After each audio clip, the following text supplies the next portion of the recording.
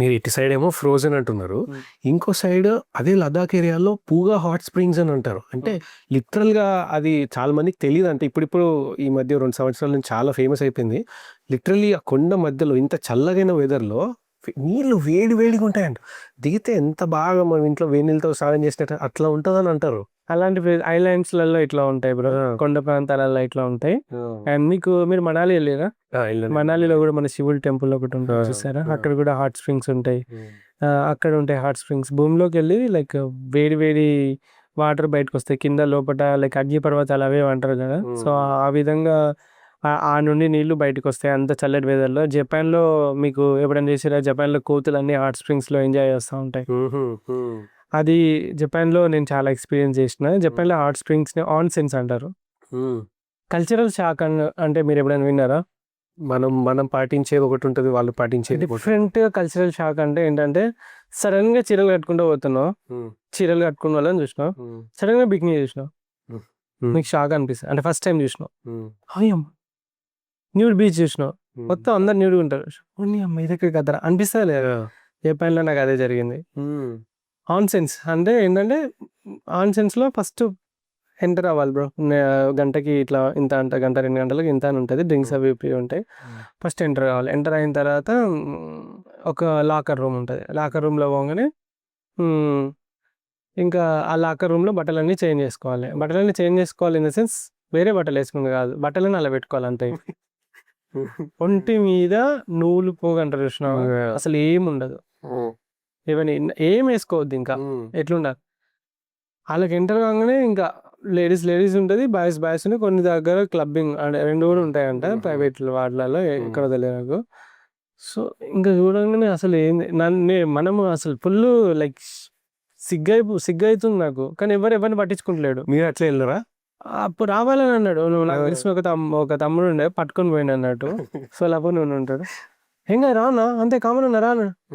ఏమి ఇయ్యారు అంటే ఒక టవల్ ఇస్తారన్న, ఒక చిన్న తుండుగుడ్డ అంటారుగా, జస్ట్ హ్యాండ్ కర్చీఫ్ ఉంటుంది చిన్నది, అది ఒకటి ఇస్తారంట అంతే. అదొకటి నీకు కావాలంటే పట్టుకో, కవర్ చేసుకోవడానికి కాదు, జస్ట్ తుడుచుకోవడానికి, మొహం తుడుచుకోవడానికి ఇట్లా నీళ్ళ స్విచ్. షాక్ అయిపోయినా అది పట్టుకొని. నేను ఇట్లా కవర్ ఇట్లా సిగ్గుపడతా ఉన్నా. నేను ఏందన్నా ఇట్లా సిగ్గుపడతాను, అడే ఇంకా అసలుకి అది కల్చరల్ షాక్ బ్రో నాకు.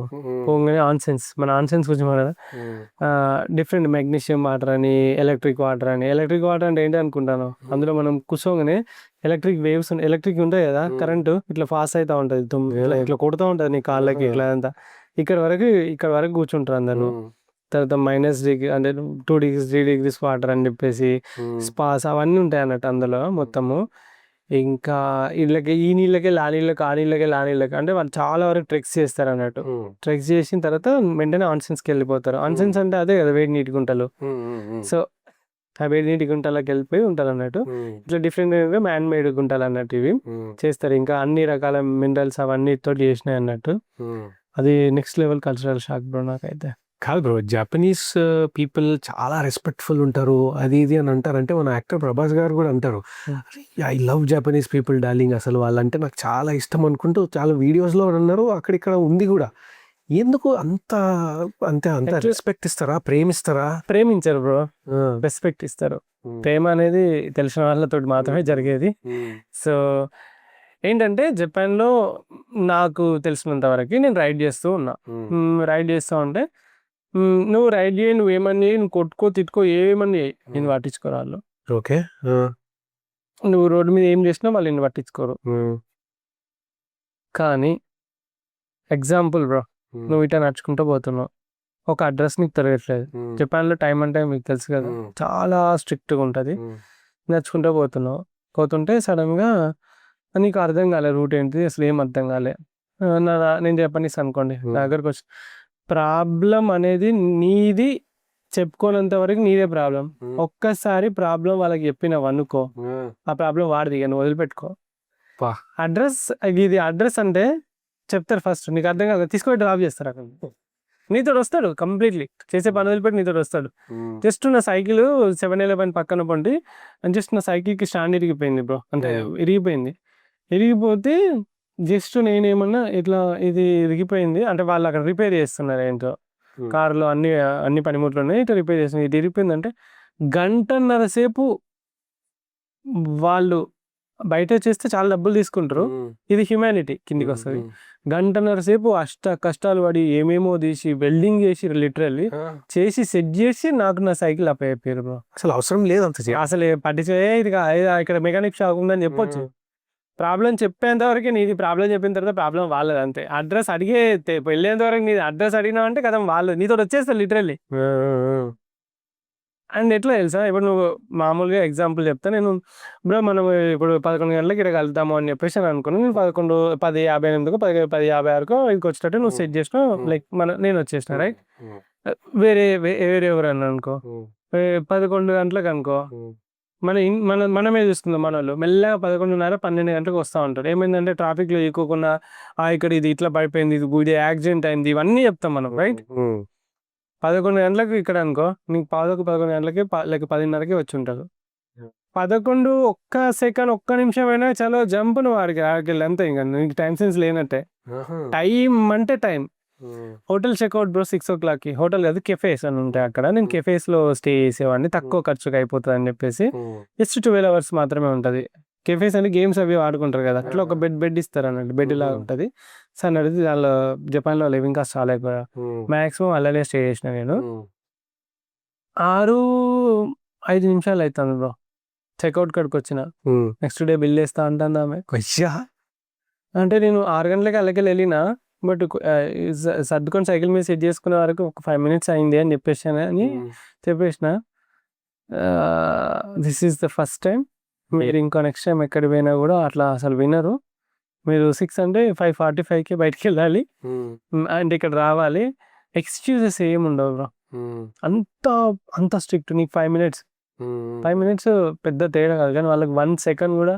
మీకు వినే ఉంటారు కదా మెట్రో ట్రైన్స్లో, అదే బుల్లెట్ ట్రైన్స్లో కానీ ఒక 1 minute లేట్ అయిందంటే అపాలజీ లెటర్ రాసి దాన్ని తీసుకెళ్ళి నువ్వు ఆఫీస్లో సబ్మిట్ చేస్తే నీకు ఆ శాలరీ కూడా ఇస్తాను. ఒక్క నిమిషంకి బ్రో. లిటరల్లీ వాళ్ళ టైం అంటే పిచ్చి స్ట్రిక్ట్గా ఉంటారు, కానీ ఒకప్పుడు చాలా రూట్లెస్ పీపుల్ వాళ్ళు.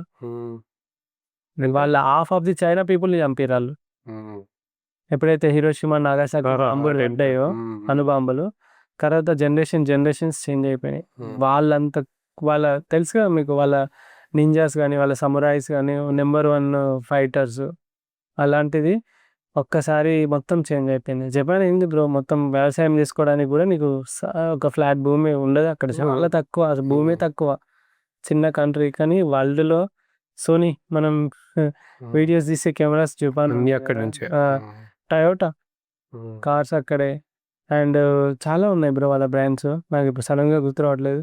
ఇంకా ఏదో కార్ ఉంటుంది కదా టయోటా కాకుండా ఇంకా చాలా. అసలు టయోటా ఎక్కడ స్టార్ట్ అయింది, ఏంటి, జపాన్ ఎట్లా స్టార్ట్ అయింది, అసలుకి ఆ స్టోరీ, ఆ పీపుల్, ఆ క్రమశిక్షణ, ఆ సివిక్ సెన్స్. రోడ్డు మీద 10 పైసలు 10 రూపాయలు పడ్డాయి అంటారు నీవు కాదు. జపాన్లో చెత్తబుట్టలు ఉండవు తెలుసా మీకు. ఓకే. అంటే లైక్ మ్యాక్సిమం చూడము, అందరూ ఆ చెత్తని జేబులలో పెట్టుకొని ఏదో కవర్లో పెట్టుకొని క్యారీ చేసుకొని 7-Eleven అక్కడ ఇక్కడ తీసుకెళ్ళి అక్కడ వేస్తారు. జపాన్లో నేను రైడ్ చేసుకుంటా, సారీ జపాన్కి నేను ఫ్లై అయిపోయినా నేను చైనా నుండి. కార్డ్బోర్డ్ పెద్ద సైకిల్ షాప్లో ఇచ్చేసిన, సైకిల్ ఫిట్ చేసిన తర్వాత కార్డ్బోర్డ్ ఉంచుకోండి అని అంటే, యాక్చువల్గా కార్డ్బోర్డు పడేయండి మీరు అని అంటే, లేదు నేను పడేయాలంటే నాకే డబ్బులు ఖర్చు అవుతాయి అంటాను. ఇది పడేయాలంటే డబ్బులు ఎందుకు ఖర్చు అవుతాయి అని నేను అన్నా. అంటే ఇక్కడ ఏది పడేయాలన్నా కూడా లైక్ ఏమైనా పెద్దవి పడేయాలంటే కంపల్సరీ డబ్బులు ఖర్చు అవుతాయి అంట. అంటే లైక్ డబ్బులు కట్టాలి. చెత్త సిస్టమే కానీ తడి చెత్త, పొడి చెత్త ఈ వారం ఈ రోజులు వేయాలి, ఇంత వేయాలి, ఇంత క్వాంటిటీ ఇట్లా వేరు చేయాలి. ఒకవేళ తడి చెత్త పొడి చెత్త కలిపి వేసినావు అంటే నీకు ఫైన్ పడుతుంది. అసలు చాలా బాగుంటుంది బ్రో సిస్టమ్ కానీ, రోడ్లు కానీ. అండ్ వాళ్ళ culture in the sense like culture మనదంత గొప్ప కల్చర్ ఎక్కడ ఉండదు అంటే నాకు తెలిసినంత వరకు. బట్ వాళ్ళ ఉన్న దాంట్లో కూడా పాటించేది కూడా చాలా బాగా పాటిస్తారు. క్రమశిక్షణ అంటే ఇంకా మారు పేరు బ్రో. అండ్ చాలా పోల్చుకుంటే మాత్రం మనం చాలా పోల్చుకోవచ్చు ప్రతి ఒక్కటి. ఇక్కడ కరప్షన్ ఉండదు. స్కూల్ పిల్లలు కూడా చిన్న పిల్లలు ఒక ఫస్ట్ క్లాస్ ఏమో అయితే ఇంకా తల్లిదండ్రులు వాళ్ళని డ్రాప్ చేయొద్దు. తల్లిదండ్రులు డ్రాప్ చేస్తే సంథింగ్ ఏదో ఉంటుంది. మన దగ్గర ఇప్పుడు చూడు 4th, 5th, 6th, 7th class దాకా కూడా పిల్లల్ని తీసుకెళ్ళి అమ్మ మధ్యాహ్నం తీసుకెళ్ళి దానివల్ల నీకేంటి ప్రాబ్లం? ఫస్ట్ చాలా మంది ఫేస్ చేసేది ఏంటి, భార్య భర్త ఇద్దరు జాబ్ చేస్తే వాళ్ళని ప్రీ స్కూల్కి ఎట్లా తీసుకొస్తారు, మళ్ళీ మధ్యాహ్నం ఎట్లా తీసుకొస్తారు ఇదంతా ప్రాబ్లం కదా. కానీ జపాన్లో ఏంటంటే వాళ్ళకి నేర్పించాలి ఫస్ట్ స్కూల్కి జాయిన్ కాగానే తీసుకుపోయి వాళ్ళకి ట్రాఫిక్ రూల్సే నేర్పిస్తారు. పిల్లల్ని అందరు లైన్లో తీసుకొట్టి ఇది రెడ్ లైటు, ఇది గ్రీన్ లైటు, ఇది జీబ్రా క్రాసింగ్, ఇక్కడ డ్రో ఇక్కడ ఇక్కడ దాటాలి, ఇప్పుడే దాటాలి, ఇక్కడ ఈ ఫుట్ పాత్స్ దీనిపైనే నడవాలి, ఒకవేళ నువ్వు ఆగమైతే ఇవి పోలీస్ స్టేషన్స్, డైరెక్ట్ ఇక్కడికి వెళ్ళిపోవాలి. అండ్ ప్రతి ఒక్కరికి ఒక ట్రాకింగ్ డివైస్ ఉంటుంది మొబైల్ లాగా. అది అలా ఏముండవు, స్మార్ట్ కాదు. స్మార్ట్ డివైస్ మీన్స్ నీకు మ్యాప్ ఉంటుంది, ఆ సైడ్ లైట్ ఒక్కసారి వచ్చినామంటే దగ్గర ఉన్న పోలీస్ స్టేషన్ కానీ అందరికి స్కూల్కి, పేరెంట్స్కి, పోలీసులకి అందరికి పోతుంది. డైరెక్ట్ అక్కడికి వెళ్ళి తీసేసి ప్రతి మెట్రో కింద సంథింగ్ పోలీస్ స్టేషన్ ఏదో ఉంటుంది. నువ్వు దిగంగానే ఒకవేళ ఆగమైనావు అంటే అక్కడికి వెళ్ళాలి. అండ్ ఇంకొకటి పిల్లల్ని స్కూల్లో ఒక మెట్రో స్టేషన్లో ఎక్కిచ్చేసి నువ్వు ఈ రైలు తీసుకొని పోయి ఈ ట్రైన్ తీసుకొని వెళ్ళి మళ్ళీ రావాలి, ఏమేమి గమనించినావు అన్నీ రాసుకొని రావాలి అని చెప్పేసి చెబుతారు. అండ్ వాళ్ళకి ఏం ప్రాబ్లం లేదు బ్రో, ఎక్కడికి పోయినా కూడా పోలీసులు ఉంటారు, అందరు ఉంటారు. నీకు ఒకవేళ ప్రాబ్లం అనుకుంటే ఇది వద్దు అక్కడ, లేకుంటే ఎవరికి చెప్పినా కూడా పిల్లలు ఇట్లా ఒకవేళ ఒక్కరు వస్తున్నారంటే వాళ్ళకి అక్కడ ఎవరైనా కూడా నువ్వు జపాన్లో నీ ఫోన్ రింగ్ అయింది అనుకో మెట్రోలో, ట్రైన్లో, అందరు నిన్ను వింతగా చూస్తారు. ఎవరి ఫోన్లో రింగ్ అవ్వవు, ఎవరు ఫోన్లో మాట్లాడరు, ఎవరు మాట్లాడరు ఫోన్లో. అది మేనర్స్ కాదని అంటారు, లైక్ రింగ్ అవ్వడము. ఇప్పుడు నువ్వు ఎగ్జాంపుల్ నేను మెట్రోలో ట్రావెల్ చేస్తూ ఉంటా. సో మనం ఇక్కడ హైదరాబాద్లో మీరు చూస్తుంటే పక్కనోడు ఒక రీల్స్ సౌండ్ అంతా పెట్టుకొని రీల్స్ చూస్తూ ఉంటాడు, టక్క టక్క స్క్రోల్ చేస్తూ ఉంటాడు. ఒకళ్ళు యూట్యూబ్ వీడియో పెట్టుకొని వెళ్తాడు. ఒకప్పుడు మొన్న నేను ఏం చేసిన అంటే బ్రో అది అంటే సౌండ్ ఎక్కువ ఉంది అంటే నన్ను ఏదో లైక్ ఏదో తప్పు చేసిన వాళ్ళ చూస్తాను నేను అని చెప్తాను. అంటే ఓకే ఇది తప్పు అది చెప్పడం కూడా డిస్టర్బ్ అవుతుంది కదా చాలా మందికి. ఇప్పుడు ఈయన 4 రీళ్ళు పెట్టిండు, ఆయన పెట్టిండు. ట్రైన్ అంతా చిల్ల రచ్చ అవుతుంది అంటారు కదా. కానీ ట్రైన్ అంతా 1000 మంది ఉంటారు, కానీ నీకు సౌండ్ ఉంది, గమ్మున సైలెంట్ ఉంటారు అసలుకి. కానీ ఏదో జాంబీ వాళ్ళలో నడిచినట్టు ఉంటుంది, ఎవరు మాట్లాడదు, సైలెంట్ ఉంటుంది. ఒక్కొక్కసారి ఒంటరితనం అనిపిస్తుంది. యాక్చువల్లీ అదే Japanese are the most lonely people అని అంటారు. చచ్చిపోవడం కూడా సపరేట్గా, చచ్చిపోయినాక శవం కూడా 4-5 రోజుల తర్వాత వాసన వచ్చాయని తెలియదు. కొన్నిసార్లు కుళ్ళిపోయినవి కూడా ఉన్నాయి. ముసలోళ్ళు ఒంటరిగా బ్రతకడానికి ఎక్కువ ప్రిఫర్ చేస్తారు. అంటే ఒంటరిగా ఇన్ ద సెన్స్ అంతే బ్రో, ఒక ఏజ్ వచ్చిన తర్వాత ఎవరి పైన డిపెండ్ కారు వాళ్ళు. 18-19 వచ్చిందంటే వెళ్ళిపోతారు ఇంట్లోకి వెళ్ళి. ఇంకా జపనీస్ మన ఇండియన్స్ లాగానే కల్చర్ కూడా మంచి ఫ్యామిలీ కల్చర్స్ ఉంటాయి. ఓన్లీ అవి టోక్యో అలాంటి కొన్ని పెద్ద సిటీస్, టోక్యో కానీ, క్యోటో కానీ, ఇట్లాంటి ఒసాకా కానీ, ఫుకుఓకా కానీ కొన్ని పెద్ద సిటీస్ ఉన్నాయి. పెద్ద సిటీస్లో కంపల్సరీ ఆబ్వియస్లీ వాళ్ళు జాబ్ల కోసం పోతారు. కానీ most healthiest persons, most longest అంటే ఎక్కువ రోజులు బ్రతికే పర్సన్స్ మాత్రం జపాన్లోనే ఉంటారు. వాళ్ళ ఫుడ్ కూడా ఎగ్జాంపుల్ నువ్వు ఒక 7-Eleven కానీ ఒక కన్వీనియంట్ స్టోర్కి వెళ్ళినాం అనుకోండి, మనం వెళ్తే అక్కడ ఉంటుంది ఇది పిల్లలు తినే ఫుడ్, ఇది పెద్దోళ్ళు తినే ఫుడ్, దీనిలో ఎన్ని క్యాలరీస్ ఉన్నాయి, ఇంత ఫైబర్ ఉంది, ఇంత ప్రోటీన్ ఉంది, ఇట్లా తయారు చేసి ఏమన్నా నీకు ఫుడ్ ఎలర్జీస్ ఉన్నాయా, నట్స్ ఎలర్జీస్ ఉన్నాయా, ఇలా నట్స్ ఉన్నాయి, నీకేమైనా లాక్టోజ్ ఇంటాలరెన్స్ ఉందా, డైరీ ప్రోడక్ట్స్ ఉంటాయి కదా ఇట్లా ఇది ఉన్నది, ఇట్లా ప్రతి ఒక్కటి కూడా లైక్ మెన్షన్ చేసి ఉంటాయి. ఇట్లా మన దగ్గర ఫుడ్ సిస్టమ్ చూస్తే కొంచెం మనది చాలా వరస్ట్గానే ఉందని చెప్తాను నేను. ఎందుకంటే ఒకప్పుడు మనం తిన్న ఫుడ్ వేరు, కానీ ఇప్పుడు హోటల్సే కానీ మీరు ఎన్ని రైడ్స్ జరుగుతాయి, ఎలాంటి ఫుడ్, ఎలాంటి ఆయిల్, ఎంత ప్రిజర్వేటివ్స్ పెట్టి ఎన్ని రోజులు. మన నూనెలు చూడండి, మామూలుగా ఎగ్జాంపుల్గా నూనెలు ఏవి చూసుకున్నా కూడా మనది అంత క్వాలిటీ అస్సలే లేదు. అందుకే మన ఇండియన్స్ ఎక్స్పోర్ట్ చేసే ఫుడ్ని కూడా చాలా కంట్రీస్ రిజెక్ట్ చేస్తున్నాయి ఇప్పుడు. ఎందుకంటే పెస్టిసైడ్స్ ఎక్కువ అయిపోయినాయి అని చెప్పేసి. మన దగ్గర ఒకప్పుడు ఇన్ఫెర్టిలిటీ హాస్పిటల్స్ అసలు కనబడి చాలా రేర్ బ్రో. పిల్లలు కాలేదు అంటే ఎవరో ఒకరు కనబడేది, మీకు పిల్లలు కాలేని. ఇప్పుడు సగటున 100కి 90 మందికి ఏవో ఒక ప్రాబ్లమ్స్ ఉన్నాయి చూడండి, పెస్టిసైడ్స్ వల్ల, ఫుడ్ వల్ల. ఒకప్పుడు మనం తిన్న ఫుడ్ మనం వండించుకొని తిన్నది. ఒకప్పుడు ఆకలి అయితే తినేది, ఇప్పుడు టైంపాస్కి తింటాను. సీరియస్లీ అదే జరుగుతుంది. ఏదో ఒకటి నమ్ములుతూనే ఉన్నారు, ఏదో ఒకటి. ఏది నీ చేతికి వచ్చిందైనా కూడా నువ్వు పండించింది కాదు, అంతే ఎవరెవరు ఎక్కడెక్కడ నుండో పండించింది, ఏమేమో తింటాను. సో దానివల్ల ప్రాబ్లం. బట్ జపాన్ లైక్ చాలా మంచిగా ఉంది ఫుడ్ విషయమే. కానీ నేను నా ట్రావెల్లో నేను చూసినవి మాత్రమే నేను చెప్పగలుగుతాను. కాబట్టి నేను కంపేర్ చేసుకున్నప్పుడు ఆబ్వియస్లీ మనం కంపేర్ చేసుకుంటాం. అని చాలామంది అంటారు కదా, నువ్వు వేరే దేశంతో కంపేర్ చేస్తాను, నువ్వు నా దేశాన్ని తక్కువ చేసి చూస్తాను అని చెప్పేసి చాలామంది అంటారు. నువ్వు కంపేర్ చేయాలి. ఎందుకు కంపేర్ చేయాలి? నువ్వు చిన్నప్పటి నుండి కంపేర్ చేసుకున్నాను. పక్కోడు వానికి గవర్నమెంట్ ఉద్యోగం వచ్చింది, ఒక ఆయన లెక్క పోలీస్ కావాలి, ఒక ఆయన లెక్క టీచర్ కావాలి, ఒక ఆయన లెక్క లాయర్ కావాలి, ఒక ఆయన లెక్క ఫారెన్లో పోయి సంపాదించాలి, ఆయన లెక్క గీన్ లెక్క అని చిన్నప్పటి నుండి నీకు పోలుస్తూనే ఉన్నది కదా. నీ పక్కంతో పోలిస్తే ఏం లేదు కానీ చెప్పేసి వేరే దేశంతో మనిషితో ఇంకో దేశం. ఫ్యామిలీని నువ్వు పక్క ఫ్యామిలీతో నువ్వు పోల్చుకున్నప్పుడు నువ్వు నలుగురు ఏమనుకుంటారనే కదా బతుకుతావు నువ్వు. అలాంటప్పుడు 4 దేశాలు ఎట్లుంటాయనే కదా బతుకుతావు. అండ్ పోల్చుకుంటాం మనం ఎక్కువ శాతం మన ఇండియాలో మనం పోల్చుకునేది ఏంటంటే చూడు, పాకిస్తాన్ చూడు, ఇక చైనా చూడు, లైక్ బంగ్లాదేశ్ చూడు, నేపాల్ చూడు. యా నువ్వు ఎవరితో పోల్చుకుంటావు? నువ్వు ఆబ్వియస్లీ నీకన్నా గొప్పడితో పోల్చుకుంటావు. పలానా వాళ్ళ లెక్క ఫస్ట్ ర్యాంక్ రావాలనుకుంటావు, పలానా లెక్క గొప్ప బతకాలనుకుంటావు, పలానా వాళ్ళ లెక్క నువ్వు లాస్ట్ రావాలి, పలానా వాళ్ళ లెక్క నువ్వు కూలీ చేసుకోవాలి. ఇట్లా పోల్చుకోవు కదా. అప్పుడు నీ కంట్రీని కూడా పోల్చుకున్నప్పుడు పెద్ద కంట్రీస్ తోటే పోల్చుకోవాలి నువ్వు. ఆబ్వియస్లీ డెవలప్డ్ కంట్రీస్ తోటే కదా పోల్చుకోవాల్సింది. సో దట్ నేను ఎప్పుడైనా వీడియోలు వేస్తే మామూలు పెట్టినప్పుడు వీడు వీడికి ఇండియాలోనే నచ్చదు అని అంటే, ఎందుకు నచ్చదురా? నీ దేశం మీద ప్రేమ ఉన్నప్పుడే నువ్వు ఇంకో దాన్ని పోల్చుకొని నీ దేశం కూడా అట్లా డెవలప్ కావాలి అని కోరుకుంటావు కదా. అంతే కదా. నీ ఫ్యామిలీ మీ అమ్మ మీ నాన్న పక్కనతో పోల్చుకున్నావు అంటే నీ మీద ప్రేమ లేదనా? నువ్వు అట్లా కావాలన్నా, నువ్వు అంత గొప్పడి కావాలనే కదా పోల్చేది. అంటే నీ మీద ఫ్లోమెల్ చాలా వరకు అట్లా అంటారు. నాకు నువ్వు ఎప్పుడైతే తిరుగుతావో తిరిగినప్పుడే కదా ఇవన్నీ చూస్తావు, ఇవన్నీ చూసినప్పుడే కదా ఇట్లుంటే బాగుండని అనిపిస్తుంది నీకు. పొల్యూషన్లో లాస్ట్ 177 కంట్రీస్ పోల్చుకుంటే లావోస్ ఒక్కటే లాస్ట్ ఉందంట మనకన్నా. మన 176 ప్లేస్ ఉన్నది. ఎంత పొల్యూట్ అయింది, ఆస్తమా వస్తుంది దీనివల్ల, పిల్లలకి బ్రాంకియల్ న్యూమోనియాలు, ఇవన్నీ ప్రాబ్లం.